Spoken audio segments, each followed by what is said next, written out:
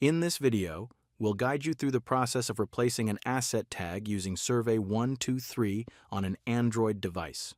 Start by opening Survey123. Select the survey that corresponds to the asset you're replacing.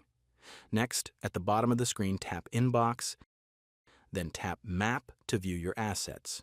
To find your current location, press the crosshairs icon at the bottom right corner. This will center the map on your position. Usually, the closest asset to your location is the one you're replacing. Tap on it to bring up the form. Scroll down until you find the right RFID section. Tap Start to begin scanning. At the bottom of the screen, you'll see that your TSL RFID reader is already connected. Tap OK to confirm. Now point your RFID reader towards the existing tag and pull the trigger to read it. You'll now see the new EPC number appear in the right RFID section, confirming that the data has been successfully added. Scroll up to find the InfraMarker RFID field and ensure the number matches the newly written tag. Once everything looks correct, tap the check mark in the bottom right corner. Then tap Send Now to upload your changes to the feature layer. That's it.